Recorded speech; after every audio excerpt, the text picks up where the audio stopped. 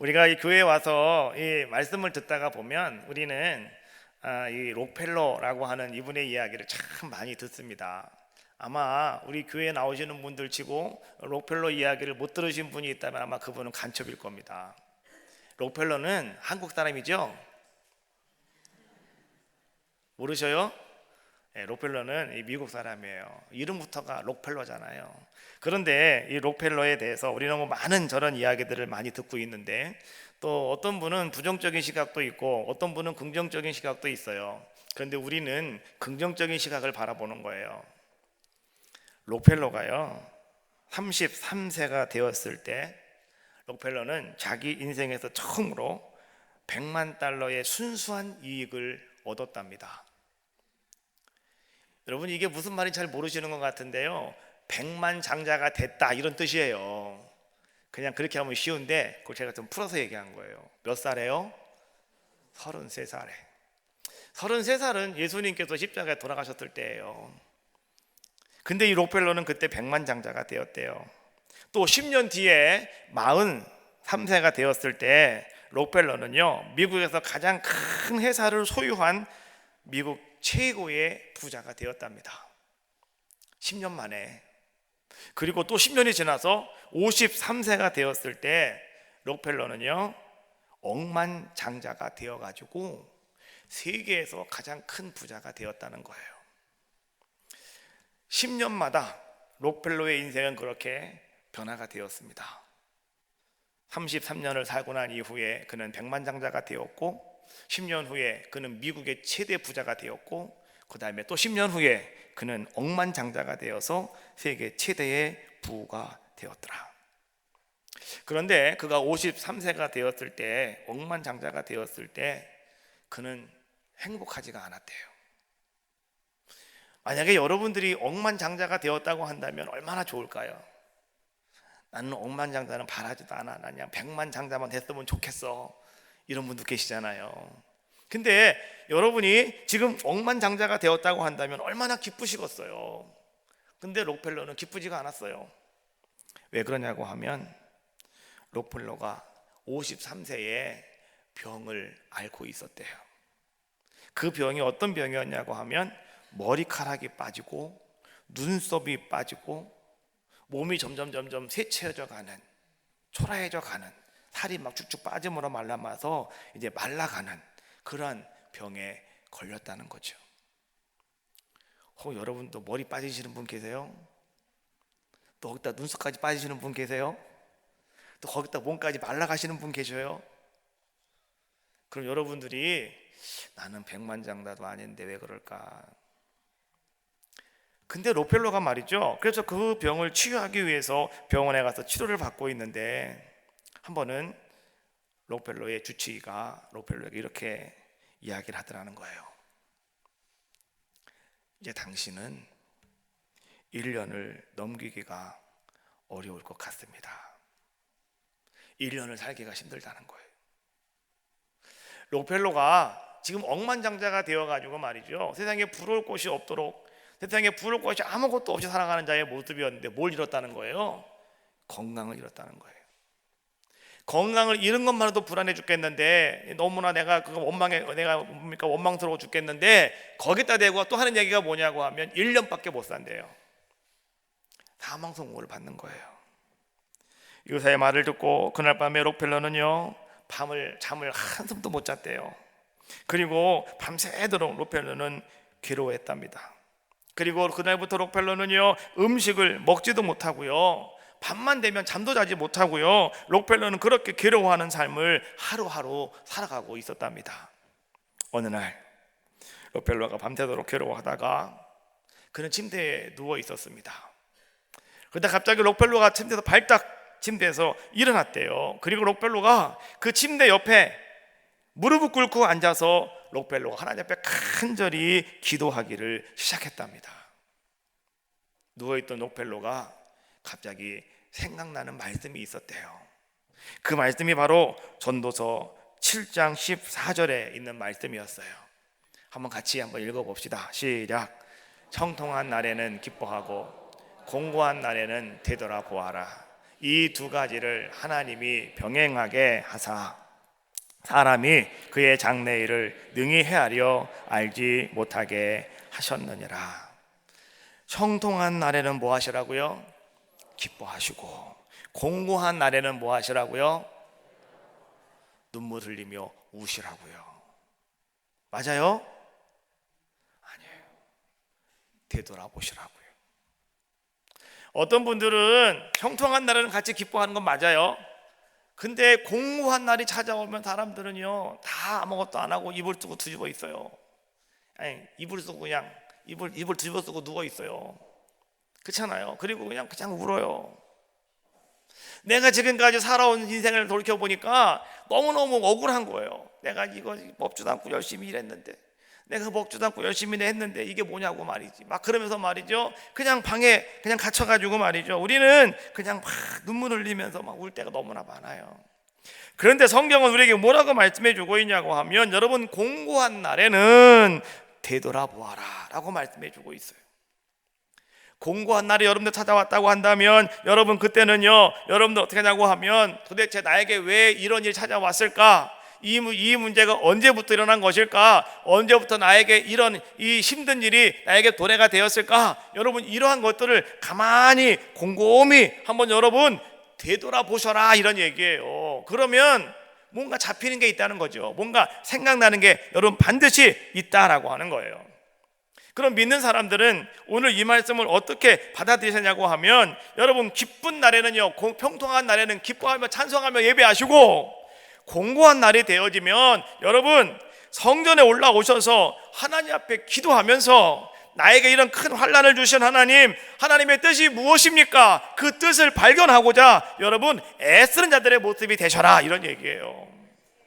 록펠러가 그래서 말이죠, 침대 옆에서 무릎을 꿇고 하나님 앞에 기도하기 시작합니다. 기도하면서 록펠러는, 하나님 내가 언제부터 이런 일이 됐고요, 내가 왜 지금 이런 고난 속에 빠져들고요, 내가 왜 죽어야 되는 것인지 하나님 내가 좀 깨닫게 해주세요, 하나님 내가 좀 알게 해주세요 라고 기도하고 있는 가운데, 록펠러는요 대략 5가지를 그는 생각을 하게 되었고, 그는 깨닫게 되었다라고 하는 거예요. 첫 번째, 그는 어려서 말이죠, 어머니 말씀을 따라서 열심히 신앙생활을 잘했습니다. 그리고 말씀대로 그는 살아가는 자의 모습이었습니다. 그런데 그가 살아오다 보니 하나님을 신뢰하지 못하고 사는 것이 생각이 나더라는 거예요. 내가 어렸을 때 배운 대로, 내가 어렸을 때 내가 하나님께 내가 말씀 받은 대로 내가 이렇게 신앙생활하지 아니하고 내가 나의 하나님을 신뢰하지 못하고 살아왔구나. 첫 번째, 이것이 깨달아졌고요. 두 번째, 내가 이렇게 지금 억만장자가 되었는데 이 모든 것을 허락하신 분이 바로 하나님이신데 내가 그 하나님을 내가 잃어버리고 살았구나. 두 번째, 그는 깨닫게 되었고요. 세 번째, 나에게 이 모든 것을 주신 분이 바로 하나님이신데 내가 이 물질 때문에 내가 매여가지고 내가 50년이라고 하는 시간을 나는 정신없이 내가 살아왔구나. 그러면서 그런 네 번째로, 내가 지금까지 살아왔던 나의 삶이 다 불신앙적인 삶이었구나 라고 하는 것을 록펠러는 깨닫게 되었다는 거예요. 그래서 록펠러는 지난날을 회개하기 시작하였다라고 하는 거예요. 이 록펠러에 대해서 부정적으로 생각하는 사람들은요 이런 얘기를 많이 해요. 록펠러가 사람들을 얼마나 착취했는지 아십니까? 록펠러가 사람들을 얼마나 많이 죽였는지 아십니까? 이런 얘기 많이 해요. 근데 록펠러는 그것을 다 생각을 하고 내가 지금까지 불신앙적인 삶을 살아왔다고 하는 것을 그는 깨달았고, 그래서 그는 하나님 앞에 지금 회개하고 있는 거예요. 하나님, 내가 잘못 살아왔어요. 하나님, 내가 지금까지 하나님을 모시지 못하고요 내 뜻대로 내 생각대로 살아왔어요. 하나님이 도와줬음에도 불구하고 나는 내가 잘난 줄 알았어요. 하나님 용서해 주세요. 록펠러는 그렇게 회개했다는 거예요. 그리고 록펠러는 이제 하나님, 내 모든 것을 다 주님께 맡기겠습니다. 내 모든 것을 다 주님께 맡기겠습니다. 록펠러는 그렇게 작정했다는 거예요. 그 후에 록펠러의 인생은요 완전히 뒤바뀌어 버리고 말았습니다. 지금까지의 삶과는 전혀 다른 삶을 록펠러는 살아가기 시작했다는 거예요. 성실하게 주일을 성수하고요, 온전한 시간과 온전한 물질을 하나님 앞에 드리기로 헌신하기로 결단을 하게 되었답니다. 그리고 그때부터 록펠러는요 성실하게 교회에 출석을 하기 시작했다고 합니다. 그리고 록펠러는요 이제 내가 이런 사형 선고를 받음으로 말미암아서, 내가 죽을 병에 걸림으로 말미암아서 록펠러는 기도하다가 부활하신 주님을 만나게 되었고, 그때부터 록펠러는 진정한 그리스도인이 되었답니다. 그때부터. 그래서 이 록펠러가 말이죠, 이제부터는 무엇을 생각하기 시작하냐고 하면, 내가 주를 위해서 뭘 할 수 있을까? 내가 주님 말씀을 이루기 위해서 내가 할 수 있는 것이 과연 무엇일까? 그는 그걸 찾고 있는 가운데 록펠러는 이런 생각을 했대요. 많은 사람들이 하나님께 나와서 더 아름답고 기쁜 마음으로 예배할 수 있는 아름다운 성전을 내가 좀 지어야겠다. 그래서 록펠러가 그때 지었던 교회가요, 뉴욕에 가면 있는 리버사이드 교회랍니다. 리버사이드 교회가 어떤 교회냐, 가보신 분도 계시겠지만 안 가신 분들을 위로하는 마음으로, 저도 안 가봤어요. 자, 사진 한번 봅시다. 자, 이렇게 외관은 이렇게 생겼고요, 내부는 이렇게 생겼대요. 근데 여러분, 이 리버사이드 교회가요, 이 뉴욕에서 그 당시에 가장 큰 교회였고, 그리고 가장 아름다운 교회였다라고 사람들은 이야기합니다. 자, 그 후에 록펠러는 또 어떤 일을 합니까? 록펠러는 록펠러 재단도 만들었고요, 우리가 잘 알고 있는 것처럼. 그리고 가난한 사람들을 도울 수 있는 의료 사업을 그는 위해서 자기의 모든 재산, 이것이 다 쓰여지도록 록펠러는 모든 것들을 행하였다는 것이죠. 53세에 1년밖에 살 수 없습니다 라고 말하였던 의사의 말을 록펠러는 비웃듯 그는 98세까지 살았답니다. 그 건강하게 그는 하나님께 영광 돌리는 귀한 자의 모습이 되었는데, 오늘 이렇게 얘기합니다. 록펠러가 그 뒤로 행했던 일들이 대학을 24개를 지었고요, 그리고 록펠러는 교회를, 리버사이드 교회를 시작을 18점으로 해서 그가 교회를 짓게 되었는데, 총 몇 개를 지었느냐? 놀라지 마세요. 4,928개를 지었답니다, 교회를. 그래서 하나님께 큰 영광을 돌려드리는 귀한 자의 모습이었다. 록펠러를 부정적으로 생각하는 사람들은 53세 이전의 록펠러를 욕하고 있는 것이고요, 우리는 53세 이후의 록펠러를 보시면 되는 거예요. 그러면 록펠러가 어떻게 이렇게 귀한 아름다운 자의 모습으로 결단할 수 있었고 헌신할 수 있었던 배경은 과연 무엇이었을까? 그것은요, 이렇게 이야기합니다. 록펠러의 어머니는 유대인이었대요. 근데 유대인으로서 그 어머니가 록펠러가 어렸을 때 돌아가시면서 록펠러에게 10가지의 이야기를 하잖아요. 그 첫 번째가 뭡니까? 하나님을 친아버지 이상으로 섬겨라. 친아버지가 생계를 위해서 필요한 모든 것들을 공급하지만, 그러나 더 중요한 공급자는 이 친아버지가 아니고 하나님이시다 라고 하는 것을 이야기해 주고 있는 거예요. 두 번째, 목사님을 하나님 다음으로 섬겨라. 여러분, 이 이야기는요, 목사님과 좋은 관계 속에서 하나님 말씀을 들어라. 그래야 네가 말씀을 잘 따라갈 수가 있고, 그래야 그것이 너의 삶 속에 복이 된단다. 그 얘기를 하고 있는 거예요. 여러분들도 마찬가지예요. 교회 오셔서 말이죠, 아이고 그럼 쓰겄어요? 근데 무슨 은혜가 되겠냐고. 그렇잖아요. 아멘 하셔야죠. 그러면 여러분들 좋은 관계 속에서 여러분들이 말씀을 따라, 그래 내가 오늘도 목사님 말씀처럼 내가 한번 해봐야지 하고 여러분들이 그렇게 갈 때 여러분들이 뭐가 될 수 있어요? 하나님께 복을 받을 수 있다, 이런 얘기예요. 세 번째, 주일 예배는 본교에서 드려라. 여러분, 이 어머니가 록펠러에게 이 사업하다 보니까 얼마나 여기저기 많이 다니겠어요. 그렇지 않습니까? 그러면 여기 가서 예배드리고 저기 가서 예배드리고 막 쓸 수 있잖아요. 그런데 롯펠로에게 그랬다는 거예요. 너는 꼭 본 예배는, 주일 예배는 네 교회 가서 주일 예배는 꼭 본교에서 드려야 된다. 그를 얘기했고요. 그 다음에 네 번째, 오른쪽 주머니는 항상 11조 주머니로 하여라 라고 얘기했다는 거죠.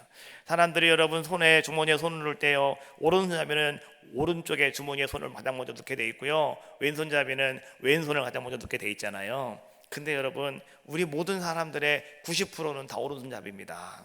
왼손잡이도 분명히 있어요. 그러나 한 90%는 다 오른손잡이라고. 그래서 뭡니까? 오른쪽 주머니라고 하는 것은 뭐냐고 하면 가장 먼저 구별해야 될 것이 바로 그것이 11조다라고 하는 것을 이야기해 주고 있는 것이고, 다섯 번째, 아무도 원수로 만들지 말아라. 왜요? 원수로 만들어 놓으면 언젠가는 그것이 너에게 올무가 될 수 있기 때문에. 여섯 번째, 아침에 목표를 세우고 기도하여라. 하루 시작하기 전에 여러분, 우리가 반드시 해야 될 게 뭐냐고 하면 목표를 세우고 그다음에 기도하는 거예요. 그냥 아침에 바빠가지고 정신없이 일어나가지고 막 뛰어가지 마시고 목표 세우고 기도하고 여러분 하루를 시작하시라는 거죠. 일곱 번째, 잠자리에 들기 전에 하루를 반성하고 기도하여라. 여덟 번째, 아침에는 꼭 하나님 말씀을 읽어라. 아홉 번째, 남을 도울 수 있으면 힘껏 도와라. 아셨죠? 도울 수 있으면 힘껏 도우시라고요. 롯펠로에게 어머니가 하는 얘기예요. 마지막 열 번째, 예배 시간에 항상 앞에 앉아라. 왜 앞에 앉으라고 하는지 아셔요? 예배 드리고 말씀 듣는 일에 누구보다 앞장서야 된다, 이런 노력이 너에게 필요하다라고 하는 이야기예요. 오늘 저 뒤에 앉아 계신 분들은 야 이거 뭐야 나는, 그러면 생각하지 마시고 여러분들이 예배 드리고 말씀 듣는 일에 누구보다 앞장서시는 노력을 하시면 되는 거예요. 비록 오늘 뒤에 앉아 있다 할지라도 여러분들이 그런 마음을 가지고 하나님 앞에 예배하신다면 하나님께서는요 오늘 여러분들에게 놀라운 은혜를 허락하여 줄 줄로 믿습니다. 롯펠로가 말이죠, 그렇게 아주 엄청난 일을 할 수 있던 이유는 다른 것이 아니라 그는 언제나 하나님 앞에서 말이죠, 예배가 온전하게 올바로 세워지고 예배가 잘 이루어짐으로 말미암아서 그 예배를 통해서 주님과 교통하고 또 주님의 은혜를 공급받고, 그러므로 말미암아서 이제는 바른 예배의 자세를 가지고 살아가야 된다고 하는 것, 어머니는 그것을 록펠로에게 이야기했다는 것이고, 록펠로는 그 말씀을 붙잡고 그는 그때부터 다시 한번 새롭게 그렇게 살아가는 자의 모습이 되었더라라고 하는 거예요. 오늘 여러분 우리가 예배하는 가운데 있는데, 여러분 예배를 통해서 하나님은 여러분들에게 무엇을 주시느냐? 민수기 말씀에 보니까 하나님께서 여러분들을 보시고 하나님은 은혜 베푸시기를 원하신대요. 또 하나님이 여러분들의 얼굴을 들어보시고 여러분들에게 평강 주시기를 원하신대요. 믿습니까? 그러면 예배를 통해서 오늘 하나님이 여러분들에게 주시는 것이 뭐냐? 여러분 은혜와 평강이에요. 그것은 진정한 평안을 여러분들이 얻을 수 있다라고 하는 거예요. 여러분 세상에 줄 수 없는 그런 평안을 내가 네게 주노라. 오늘 주님이 하신 말씀이잖아요. 그래서 여러분 예배를 통해서 여러분들이 평안을 얻을 때 여러분들은 어떤 사람이 되느냐? 첫 번째, 여러분의 정서가 안정이 되는 것이고요. 두 번째, 정서가 안정이 될 때 여러분들은 올바른 분별력을 가지고 오늘 여러분들이 바른 이성의 삶을 살아갈 수 있는 귀한 자가 될 수 있다라고 하는 거예요. 그래서 여러분 예배는 상당히 중요한 거예요. 오늘 이 예배가 여러분들의 인생을 변화시키는 놀라운 역사가 임하시기 바라겠고, 오늘 여러분들도 록펠로의 어머니처럼 여러분 자녀들에게 뭔가 중요한 이야기들을 여러분들이 꼭 증거하고 전승하실 수 있는 귀한 시간이 꼭 되시기를 주님의 이름으로 축원합니다. 돌아가실 때 집문서는 어디 있고 땅문서는 어디 있고 이런 거 얘기하지 마시고, 그런 건 살아생전에 다 여러분 다 정리하셔요. 그리고 우리 하나님 앞에 영광만 돌려드리시기를 주님의 이름으로 축원합니다. 자, 먼저 우리 한장 한번 해봅시다. 송축해 내 영혼 내 영혼아. 한번 오늘 하나님 내가 주님을 송축합니다.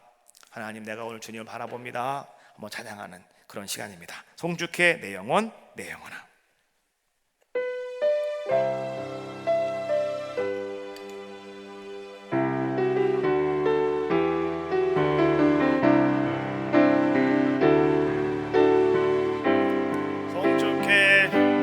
송축해 내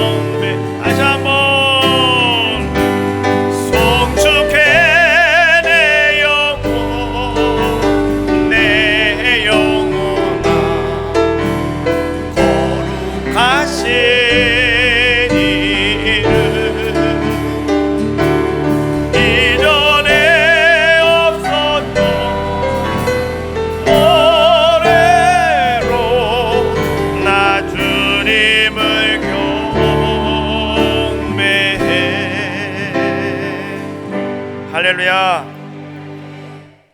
내 영혼이 여호와를 찬양할 때, 내 영혼이 여호와를 바라볼 때, 내 영혼이 여호와를 송축할 때, 오늘 하나님은요 여러분들을 위로해 주십니다.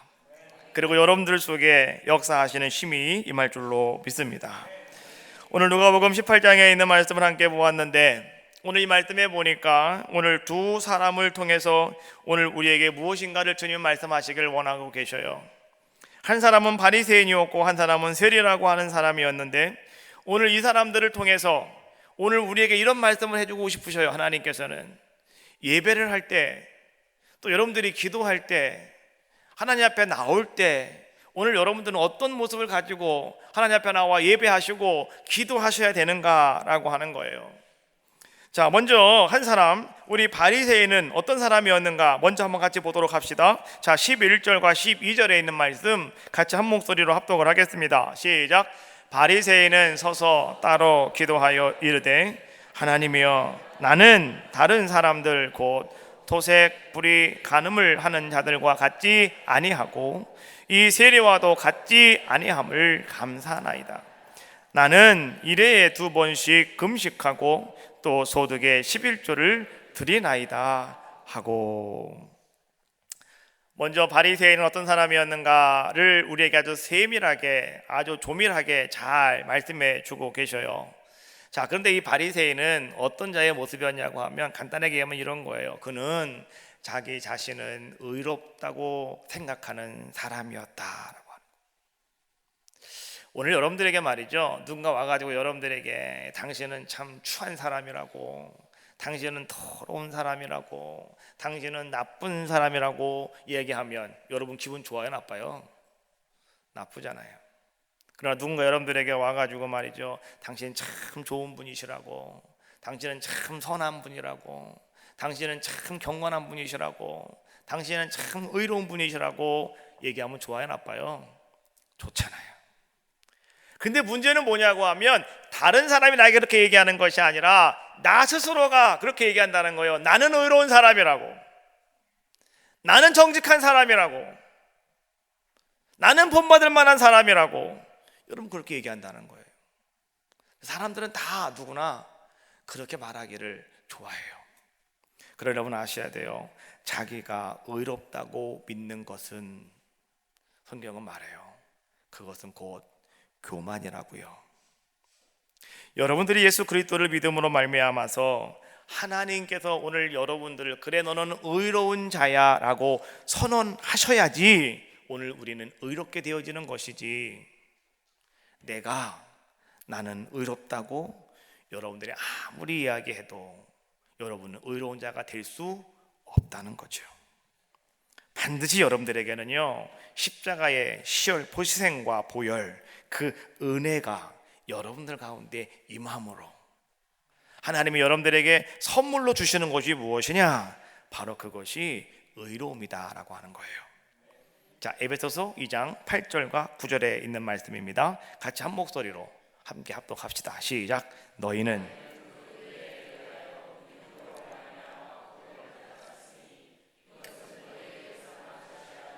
하나님의 선물이라 행위에서 난 것이 아니니 이는 누구든지 자랑하지 못하게 함이라. 할렐루야.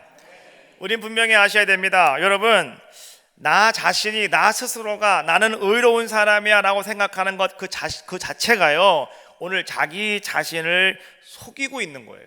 그리고 여러분 스스로가 기만하고 있는 것이고요, 바로 그것이 무엇이냐? 교만이다 라고 이야기해 주고 있는 거예요. 로마서 3장 10절 말씀해 보니까 성경은 분명히 이렇게 우리에게 말씀해 주고 있죠. 의인은 없나니 하나도 없느니라. 우리가 신앙생활을 하면서 여러분, 우리는 때때로 어려움을 겪을 때가 있어요. 내가 열심히 기도함에도 불구하고, 나는 주일날 한 번도 안 빠지고 예배 드림에도 불구하고 오늘 여러분 삶 속에 때때로 고난이 찾아올 때가 있다고요. 왜 하나님 나에게 이런 고난을 주시냐고 우리는 눈물로 기도할 때도 있잖아요. 그런데 뭐 다 그런 거는 아닙니다. 다 그런 거는 아니지만 여러분 가만히 한번 생각을 해보십시오. 여러분 신앙생활 속에서 어려움을 겪게 될 때는요, 그때가 언제였는가?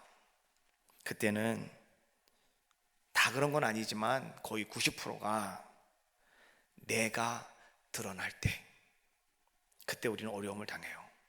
내가 드러날 때. 여러분, 우리가 말이죠, 신앙생활을 하면서 여러분들이 나야! 라고 말하는 그 순간 여러분들의 아름다운 믿음은 다 사라져버리고 말아요. 여러분들의 멋진 신앙은 다 사라져버리고 말아요. 그래서 우리가 신앙생활 하면서 여러분들이 하지 말아야 될 말이 있어요. 그게 뭔지 알아요? 내가 라고 하는 말이에요. 내가 누군지 아십니까? 골치 아픈 거이고, 내가 그거 했습니다. 골치 아픈 거예요. 여러분, 내가가 살아날 때 여러분들의 모든 것들은 다 사라져버리고 말아요. 물거품처럼 여러분 다 사라져버리고 말더라라고 하는 거예요. 그래서 우리는 말이죠, 신앙생활 하면서 내가 했습니다, 내가 한번 이렇게 살아보겠습니다, 내 힘으로 다 할 수 있습니다, 내 능력으로 나는 승리할 수 있습니다 라고 말하는 모든 것들, 여러분 다 교만한 거예요. 우리는 이렇게 얘기하셔야 돼요. 내가 한 것이 아니고 주님이 하셨습니다. 하나님이 하셨습니다. 성령께서 도와주셨습니다. 여러분, 이런 모습이 오늘 여러분들의 모습이 되셔야 되고요, 여러분들의 고백이 되셔야 된다라고 하는 거예요. 우리가요, 내가 했다고 하는 말이 나오는 그 순간부터 우리는 주님을 놓치게 되는 거예요. 그러면 우리는 어떤 사람이 되겠습니까? 그때부터 하나님께서 여러분들에게 주시는 모든 복이요 다 차단되어져 버리고 마는 거예요. 엘리야가 왜 사마리아 왕에게 가서, 아합에게 가서 이제 하나님께서 비도 이슬도 3년 동안 하나님께서 내가 다시 말하기 전까지는 비도 이슬도 한 방울도 내리지 않을 것이라고 가서 그가 선포를 합니까? 아합 왕이 너무 교만했기 때문에 그래요. 사마리아 사람이 너무나 교만했기 때문에 그래요. 하나님을 섬기지 아니하고 그들은 자기들이 뭔가 다 할 수 있다고 생각하기 때문에 그러는 거죠. 그래서 하나님은 어떻게 하셨다고요? 하늘문을 아예 닫아버리셨다는 거예요. 사무엘상에 보니까 여러분 우리가 잘 알고 있는 이스라엘 첫 번째 왕 사울 왕의 이야기가 나와요.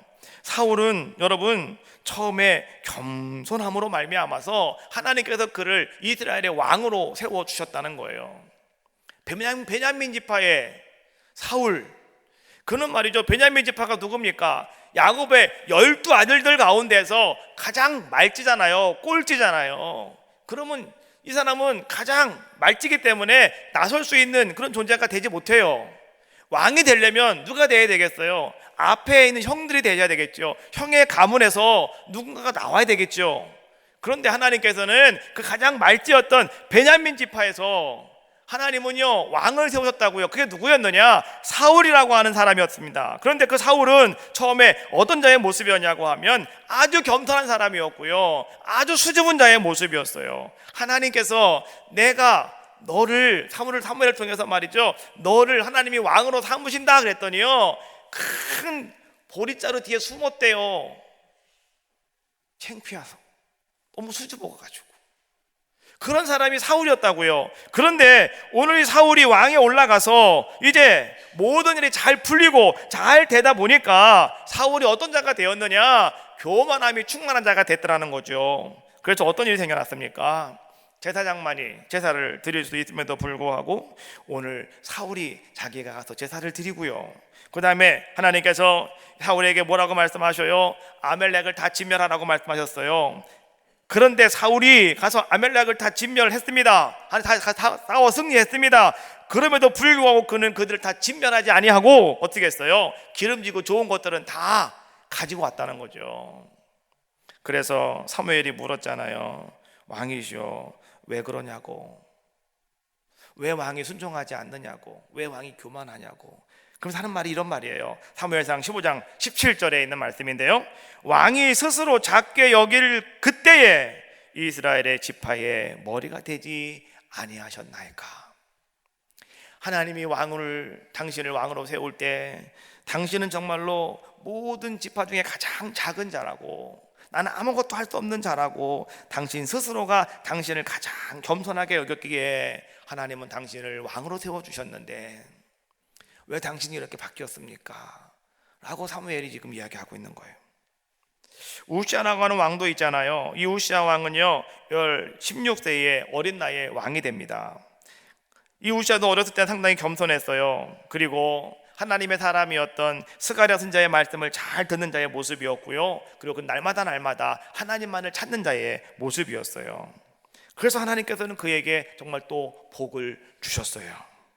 그런데 이 우시아가 어떤 모습을 보여주고 있냐고 하면 역대하 26장 16절 말씀해 보니까 이렇게 말씀해 주고 있어요. 그가 강성하여 짐에 그의 마음이 교만하여 악을 행하여 그의 하나님 여호와께 범죄하되 곧 여호와의 성전에 들어가서 향단에 분향하려 한지라. 이게 무슨 말씀일까요? 사울 왕처럼 이 우시아 왕도 상당히 교만해졌다라고 하는 거예요. 어릴 때는 그렇지 않았는데 왕이 되어지고 나이가 들면서 형통하게 되니 오늘 그가 어떤 자가 되었느냐?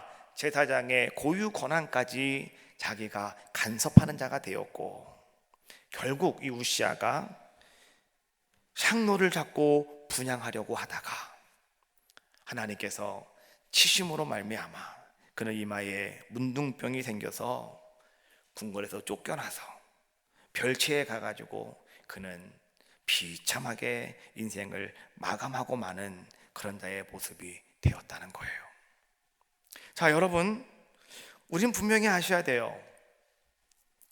우리는 하나님 앞에서 늘 겸손하셔야 돼요. 하나님은 오늘 여러분들에게 하시는 말씀이에요. 여러분 겸손하셔야 돼요. 여러분이 뭔가를 가지고 있습니까? 록펠러도요 뭔가를 가지고 있었을 때 그는 자신만만했어요. 근데 하나님이 록펠러에게 주신 것은 뭐였어요? 1년 뒤에 죽음이었어요. 여러분, 오늘 교만이라고 하는 것은 이처럼 우리를 망하게 한다는 거예요. 교만은 여러분 우리들을 넘어서게 하는, 우리들을 넘어뜨리려고 하는 무서운 힘을 가지고 있는 것이 무엇이냐? 바로 그것이 교만이라는 거예요.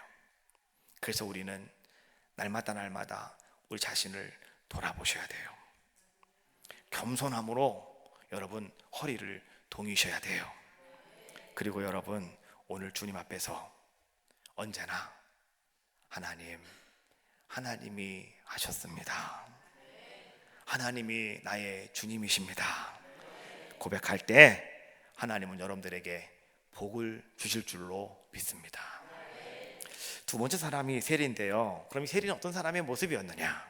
13절 말씀을 한번 같이 한 목소리로 우리 합독하겠습니다. 시작. 세리는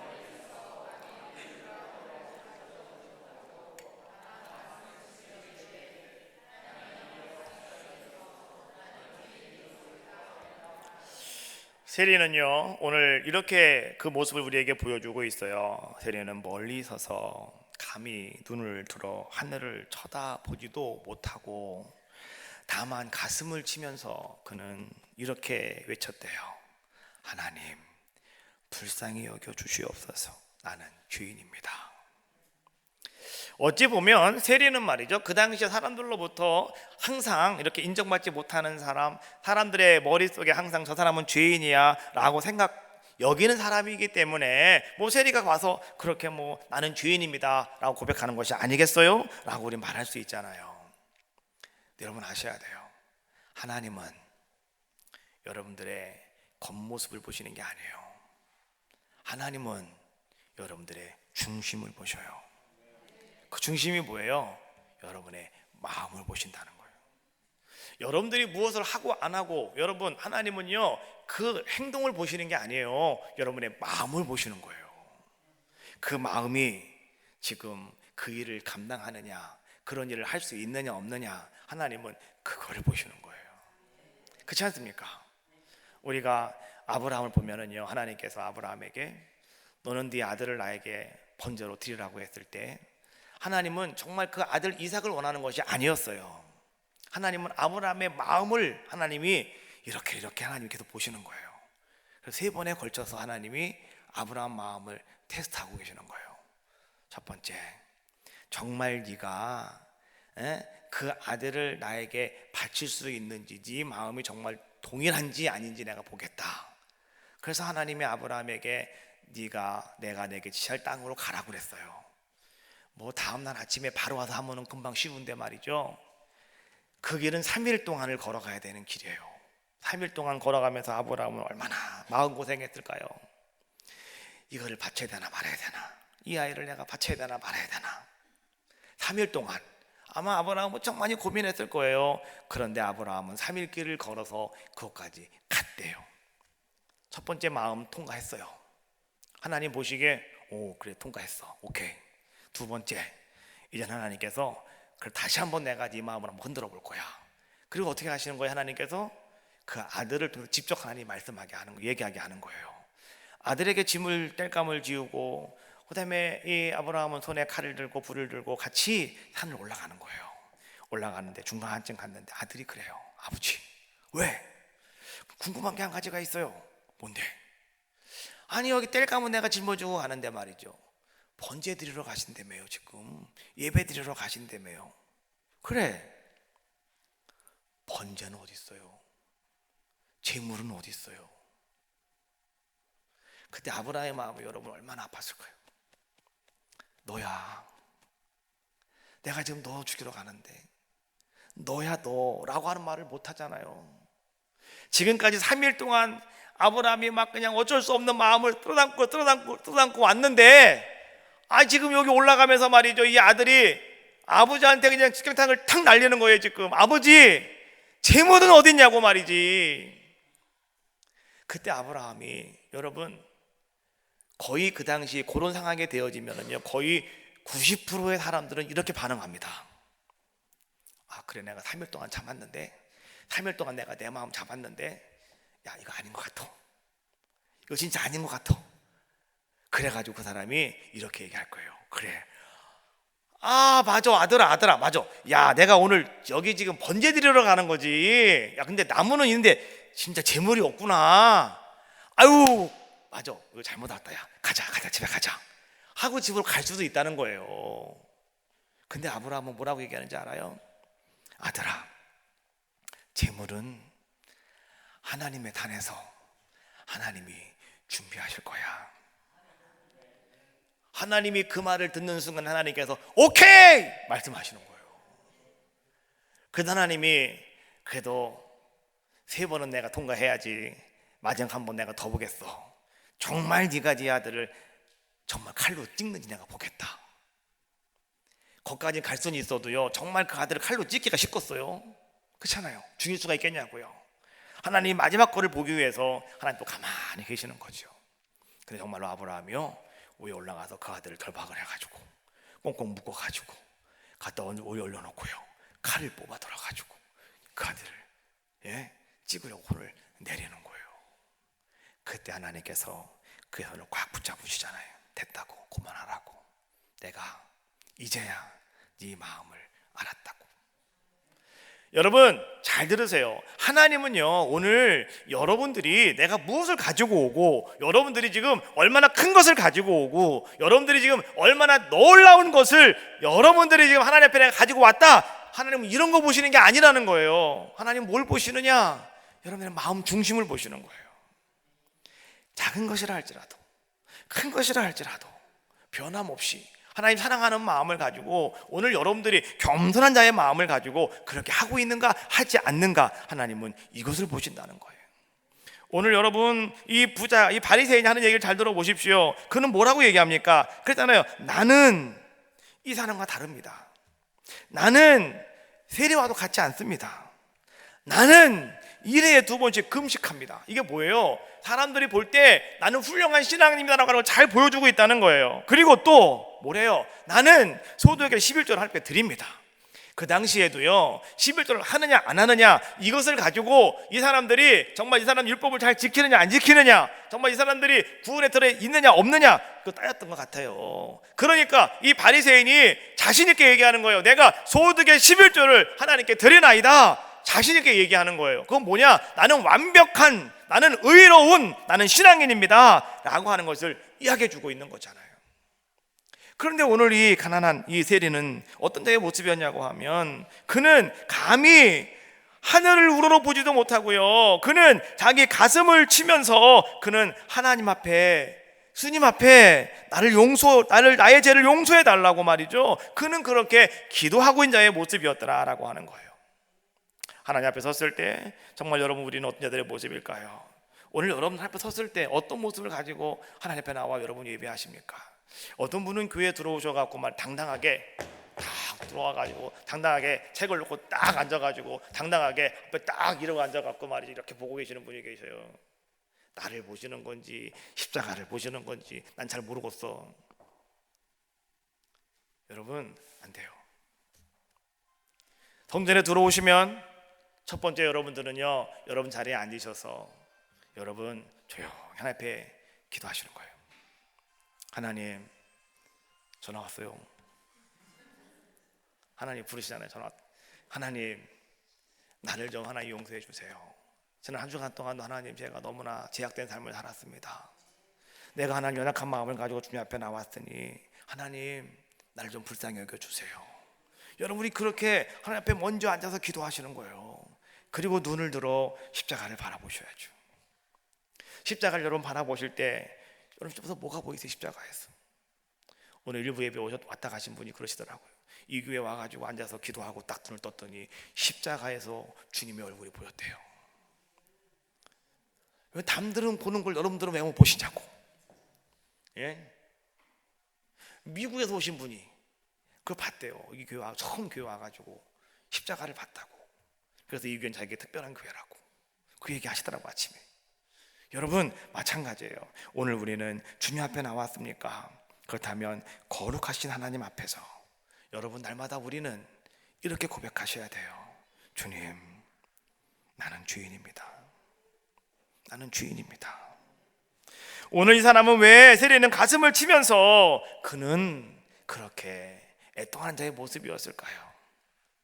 그는 하나님 앞에 나왔을 때 내가 내세울 거는 아무것도 없고요, 하나님, 저는 그저 하나님 앞에 회개합니다. 하나님, 내가 나의 회개함을 주님 받아주시옵소서.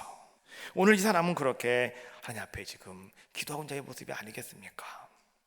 시편 51편 17절 말씀해 보니까 하나님이 구하시는 제사는 상한 심령이라 하나님이여 상하고 통회하는 마음을 주께서 멸시치 아니하시리이다.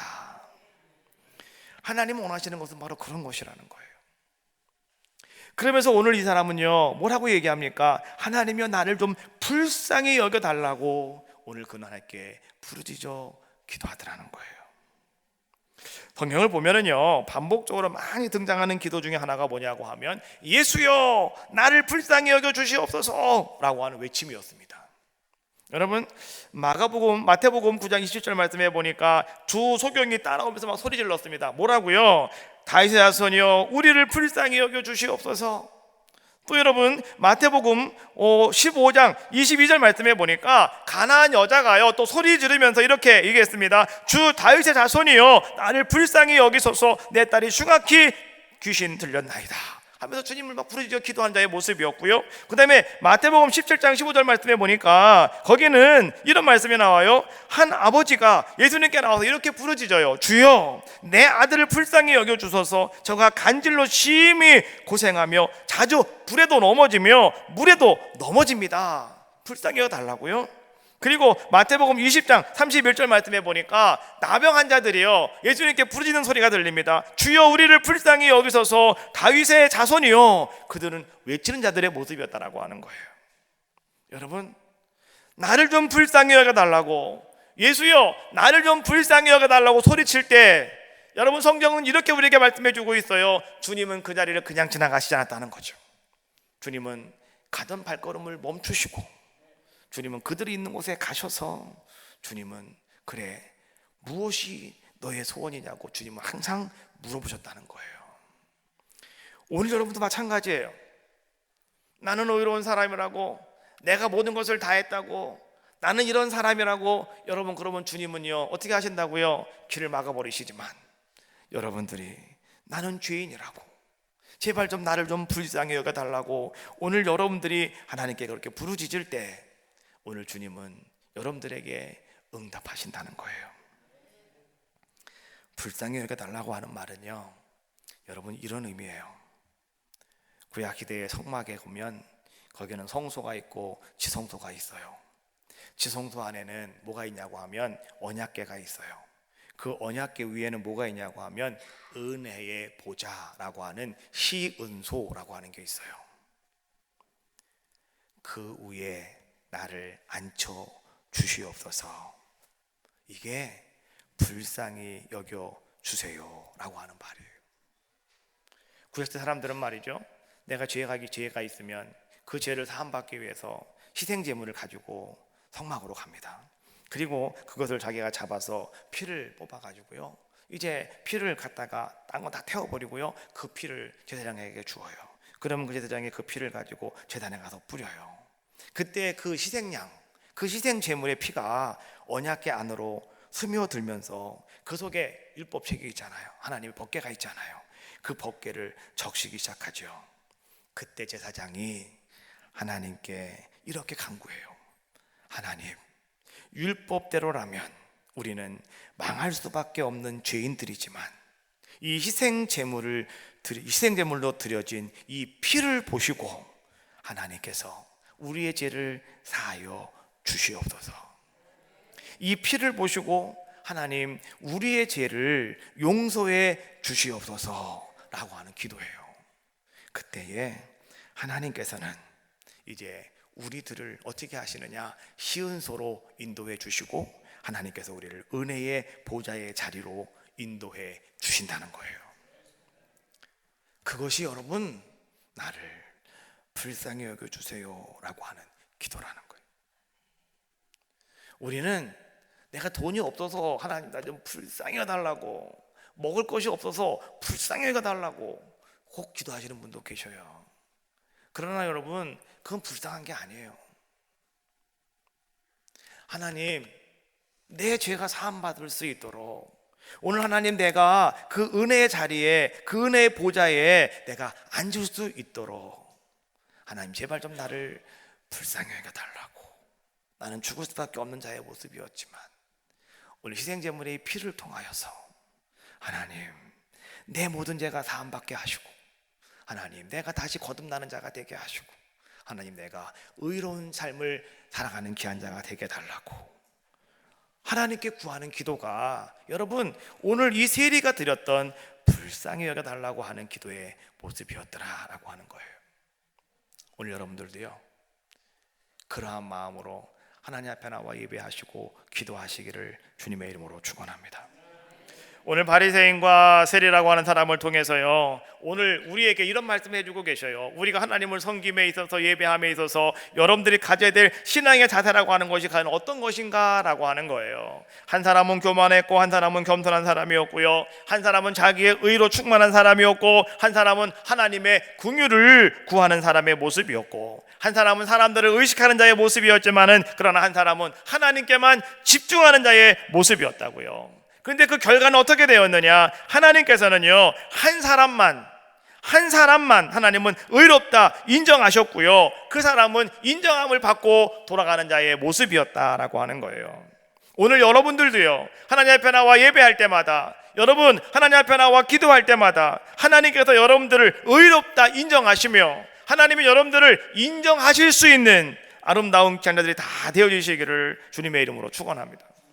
인정받을 때 우리는 행복한 거예요. 인정받을 때 여러분들은 기쁨의 삶을 살아갈 수가 있고요, 인정받을 때 비로소 오늘 여러분들은 어떤 삶을 살아갈 수가 있느냐, 참된 그리스도인의 삶을 살아갈 수 있는 복된 자가 다 될 줄로 믿습니다. 오늘 하나님이 여러분들을 보시면 뭐라 말씀하실까요? 하나님이 여러분들을 축복하시는, 하나님 여러분들에게 복을 주시는 아름다운 은혜가 여러분들 가운데 임하시기를 주님의 이름으로 축원합니다.